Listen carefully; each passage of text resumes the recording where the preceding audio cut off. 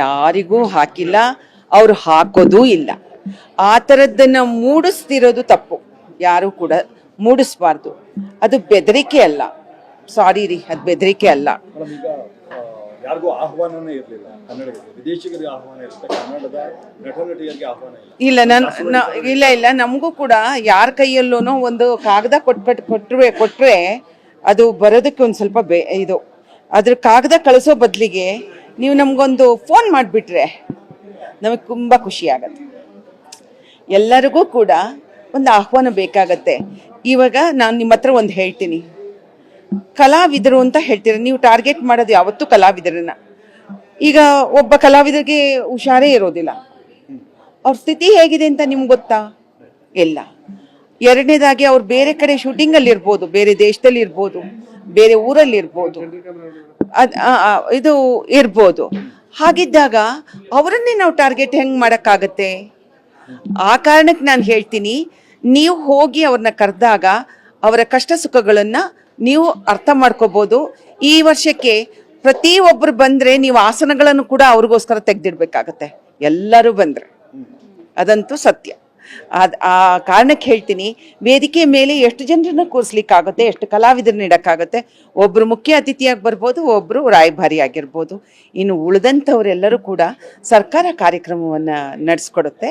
ಕೆಳಗಡೆ ಕೂತಿರ್ತಕ್ಕಂಥವ್ರು ಕೂಡ ಬರ್ತಾರೆ. ಆದರೆ ಇವಾಗ ಫೆಸ್ಟಿವಲ್ಗೆ ಎಲ್ಲರೂ ಬರ್ತಾರೆ ಬಿಡಿ. ವ್ಯವಸ್ಥೆ ಬದಲಾಗಬೇಕು, ಆಹ್ವಾನ ಮಾಡುವಂತ ಖಂಡಿತ ಕರೆಯುವಂಥ ವ್ಯಕ್ತಿಗತವಾಗಿ ಕರೆಯುವಂಥ ವ್ಯವಸ್ಥೆ ಮುಂದಿನ ದಿನಗಳಲ್ಲಿ ಆಗಲಿ ಅಂತ ಹೇಳೋದಷ್ಟೇ. ಏನು ಇಲ್ಲಮ್ಮ, ಅವ್ರ ಭಾಷೆನೇ ಹಾಗೆ. ಅವ್ರು ಮಾತಾಡಿದ್ರು ಅಂತ ಇಟ್ಕೊಳ್ಳಿ, ಅದನ್ನೇ ಯಾಕೆ ಇವರೆಲ್ಲ ಅವ್ರು ಮಾಡ್ತಾರಾ? ಮಾಡಿದಾರ? ಏನಾದ್ರು ಯಾರಿಗಾದ್ರೂ ಕೆಡಕ್ ಬಯಸಿದಾರಾ? ಖಂಡಿತವಾಗ್ಲೂ ಬಯಸಿಲ್ಲ. ಅಂಡು ಯಾರಿಗೆ ತಾನೇ ಕೋಪ ಬರಲ್ಲ ರೀ? ಇಷ್ಟು ಕೋಟಿ ಖರ್ಚು ಮಾಡಿ ನಮಗೋಸ್ಕರ ನಾವು ಬೇಡಿ ತಂದಿರೋದು ಅಕಾಡೆಮಿಯನ್ನ. ಉದ್ಯಮನೇ ಅದನ್ನ ಬಳಸ್ಕೊಳ್ಳಿಲ್ಲ ಅಂದ್ರೆ ಆ ಥರದಲ್ಲಿ ಕೇಳಿರ್ಬೋದು. ಅವ್ರು ಕೇಳಿರ್ತಕ್ಕಂಥದ್ದು ಅದಕ್ಕಿಂತನೂ ನೋವಿಂದ ಕೇಳಿರೋದು. ಜಲ ನೆಲ ಭಾಷೆ ಬಂದಾಗ ನೀವುಗಳೆಲ್ಲ ಯಾಕೆ ಬರಲಿಲ್ಲ? ಸೊ ನಿಮ್ಮ ಪಾರ್ಟಿಸಿಪೇಷನ್ ಅಲ್ಲೂ ಇಲ್ಲ, ಇಲ್ಲೂ ಇಲ್ಲ. ಆ ಥರ ನೊಂದ್ಕೊಂಡು ಹೇಳಿದ್ದಾರೆ. ಅದು ನನಗೇನು ತಪ್ಪು ಅಂತ ಅನ್ಸಲ್ಲ. ಒಂದೇ ಒಂದು ಮಾತು ಹೇಳ್ತೀನಿ ರೀ, ಒಂದು ಹೇಳ. ಯಾಕಮ್ಮ ತಾರಾ ಮಾಡಿದಾಗ ನಾವು ಹೋಗ್ಲಿಲ್ವಾ? ನಾಗಾಭರಣ ಅವ್ರು ಮಾಡಿದಾಗ ನಾವು ಹೋಗ್ಲಿಲ್ವಾ?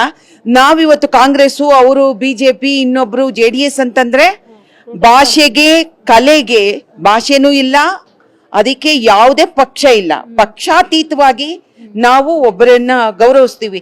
ಈಗಲೂ ನಾನು ಹೇಳ್ತೀನಿ, ತಾರಾ ಅಧ್ಯಕ್ಷೆಯಾಗಿದ್ದಾಗ ಅದ್ಭುತವಾಗಿ ಕಾರ್ಯಕ್ರಮವನ್ನು ರೂಪಿಸಿದ್ರು, ಪ್ರತಿಯೊಬ್ಬರನ್ನು ಕರೆದ್ರು, ಮನೆಗೆ ಬಂದ್ರು.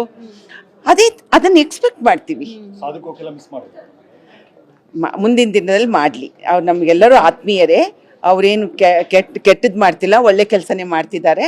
ಮುಂದಿನ ದಿನಗಳೇ ಮಾಡ್ಲಿ ಅಂತ ಹೇಳ್ತೀನಿ. Thank you. ಯಾರಿಗೂ ಹಾಕಿಲ್ಲ, ಅವ್ರು ಹಾಕೋದೂ ಇಲ್ಲ. ಆ ಥರದ್ದನ್ನ ಮೂಡಿಸ್ತಿರೋದು ತಪ್ಪು. ಯಾರು ಕೂಡ ಮೂಡಿಸ್ಬಾರ್ದು. ಅದು ಬೆದರಿಕೆ ಅಲ್ಲ. ಸಾರಿ ರೀ, ಅದು ಬೆದರಿಕೆ ಅಲ್ಲ.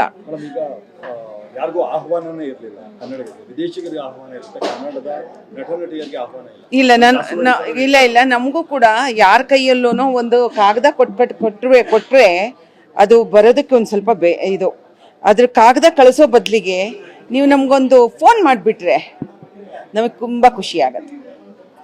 ಎಲ್ಲರಿಗೂ ಕೂಡ ಒಂದು ಆಹ್ವಾನ ಬೇಕಾಗತ್ತೆ. ಇವಾಗ ನಾನು ನಿಮ್ಮ ಹತ್ರ ಒಂದು ಹೇಳ್ತೀನಿ, ಕಲಾವಿದರು ಅಂತ ಹೇಳ್ತೀರ, ನೀವು ಟಾರ್ಗೆಟ್ ಮಾಡೋದು ಯಾವತ್ತೂ ಕಲಾವಿದರನ್ನ. ಈಗ ಒಬ್ಬ ಕಲಾವಿದರಿಗೆ ಹುಷಾರೇ ಇರೋದಿಲ್ಲ, ಅವ್ರ ಸ್ಥಿತಿ ಹೇಗಿದೆ ಅಂತ ನಿಮ್ಗೆ ಗೊತ್ತಾ? ಹೆಚ್ಚಿನ ವಿಡಿಯೋಗಳಿಗೆ ಪ್ರತಿಧ್ವನಿ ಯೂಟ್ಯೂಬ್ ಚಾನೆಲ್ ಸಬ್ಸ್ಕ್ರೈಬ್ ಮಾಡಿ, ಬೆಲ್ ಐಕಾನ್ ಕ್ಲಿಕ್ ಮಾಡಿ.